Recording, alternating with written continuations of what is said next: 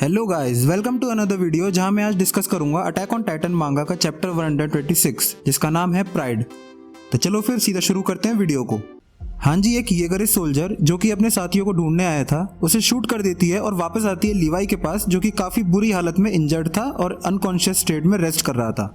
हाँ जी, एज्यूम करती है कि लीवाई एक एक्रेमैन क्लैन का मेंबर है, तो यही रीजन है कि वो इतने डेंजरस अटैक को सरवाइव कर पाया। और चाहे अब एरन और ज़ीक अलग ही क्यों ना हो गए हो, तो भी हाँ जी के हिसाब से उनका एरन को रोक पाना नेक्स्ट टू इम्पॉसिबल है।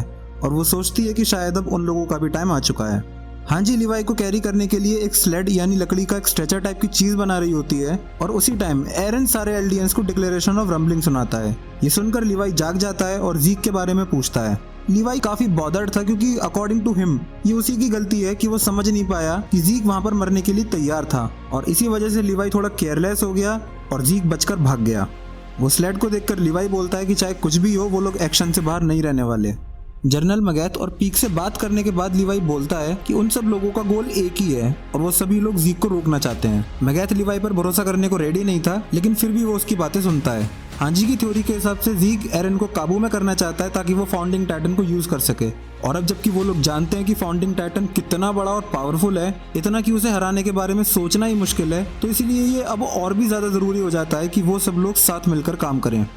उसी रात फाल्को और कोनी भी रास्ते में कैंप लगा लेते हैं और कोनी ये प्लानिंग कर रहा होता है कि वो फाल्को को कैसे अपनी मदर को फीड करवाए ताकि वो वापस ह्यूमन में कन्वर्ट हो सकें। वो एक बच्चे को मारने जा रहा है और ये सोचकर वो खुद इतना परेशान है और सोचता है कि अगर आज साशा उसके साथ होती तो क्या वो उसकी इस कंडीशन को समझती।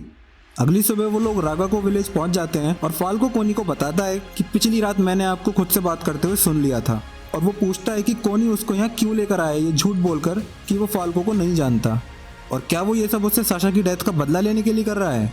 कोनी बताता है कि साशा के साथ जो कुछ भी हुआ वो एक मिलिट्री एंगेजमेंट का रिजल्ट था और वो उस चीज को अच्छे से समझता है, तो फाल्को को चिंता करने की जरूरत नहीं है।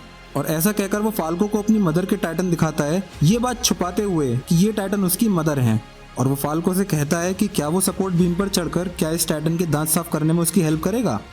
इससे पहले ये चीज हो पाती, आर्मिन और गाबी वहां घोड़े पर बैठे हुए पहुंच जाते हैं और गाबी फाल्को को चिल्ला कर बताती है कि फाल्को के पास अब जॉ टाइटन की पावर है और कोनी उसे इस टाइटन को फीड करवाने लाया है। ये सुनते ही कोनी फाल्को को पकड़कर उसके गले पर ब्लेड तान देता है और वो फाल्को को लेकर खुद ही उस सपोर्ट बीम पर चढ़ना शुरू कर देता है ताकि आर्मिन किसी तरह का कोई इंटरफेरेंस ना कर सके।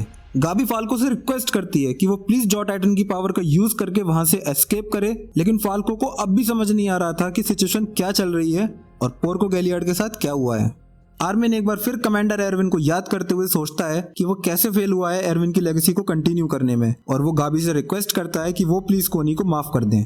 वो अपनी इक्विपमेंट का यूज करके कोनी की मदर के ठीक ऊपर खड़ा हो जाता है ताकि फाल्को की जगह वो खुद को सेक्रीफाइस कर दे। ऐसा होता देख कोनी फाल्को को छोड़ देता है और हवा में ही आर्मिन को धक्का मारता है, इससे पहले कि वो टाइटन के मुंह में चला जाए और मारा जाए।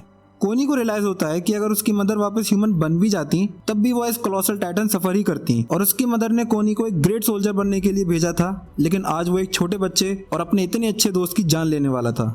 कोनी डिसाइड करता है कि अब भी वो एक अच्छा सोल्जर ही बनना चाहता है और उसे और आर्मिन को चलकर लोगों की जान बचानी चाहिए। नेक्स्ट शॉट में हम देखते हैं मिकासा और लुइस को। लुइस वही लड़की है जो सीजन 4 से ही मिकासा पर सिंप कर रही है और बार बार बोलती है कि वो बहुत खुश है कि वो मिकासा की फेलो सोल्जर बनकर लड़ रही है। हाँ, तो मिकासा को लुइस मिलती है जिसने मिकासा का रेड स्कार्फ खुद पहन रखा था। तुम लोग समझ रहे हो, खुद एरे का दिया हुआ रेड स्कार्फ इस लड़की ने मिकासा के सामने पहन रखा है। डेयरिंग है भाई। लुइस बताती है कि उसके स्टमक में शैपनल घुस जाने की वजह से अब वो बाहर नहीं जा सकती, लेकिन वो येगरिस्ट के कॉज में कंप्लीटली बिलीव करती है और उसे अपनी लाइफ से कोई भी रिग्रेट्स नहीं है। वो बताती है कि जब वो एरन को मिली थी एक बार, तो एरन ने उसे बताया था कि उसे वो स्कार्फ फेंक देना चाहिए। मिकासा लुइस से अपना स्कार्फ वापस मांगती है और जब वो वहां से जा रही होती है तो लुइस उसे बताती है कि वो इसीलिए एक सोल्जर बनी क्योंकि वो मिकासा को एडमायर करती थी। ये एक्चुअली वही लड़की है जिसकी मिकासा ने सीजन 1 में एक टाइटन से जान बचाई थी, अगर किसी को कोई कंफ्यूजन हो रही हो तो। बाहर हम देखते हैं कि फ्लॉक अनाउंस करता है कि अब एल्डियन एम्पायर के शाइन करने का टाइम आ चुका है और ऐसा लगता है कि जैसे जॉन कैरेस्टाइन ने भी येगरिस्ट को ज्वाइन कर लिया है और वही खड़ी मिकासा ये सब भीड़ में छुपकर देख रही होती है। सिटीजन सेलिब्रेट करना शुरू कर देते हैं और आर्मिन, कोनी, फाल्को और गाबी अपने राइनर को मिलने के प्लान से पहले कुछ खाना खाने के लिए रुक जाते हैं। जैसे ही वो सब टेबल पर खाना खाने बैठते हैं वो रियलाइज करते हैं कि साइड में और कोई नहीं बल्कि एनी बैठी है जो कि एक पाए को बहुत बुरी तरह से अपने मुंह में भरकर खाए जा रही है। उन्हें नोटिस करते ही एनी एकदम से अनकंफर्टेबल हो जाती है और कोनी एनी को इस तरह से खाते देख एकदम शॉक्ड रह जाता है और जोर जोर से हंसने लगता है। हिच वहां पर वापस आकर एनी को वहां से गायब पाती है और एनी का छोड़ा हुआ एक नोट देखती है जिसमें लिखा था कि वो अपने पुराने कॉमरेड्स के साथ जा रही है और वो इतने सालों तक क्रिस्टल में बैठी एनी से बात करने के लिए उसे थैंक यू बोलती है।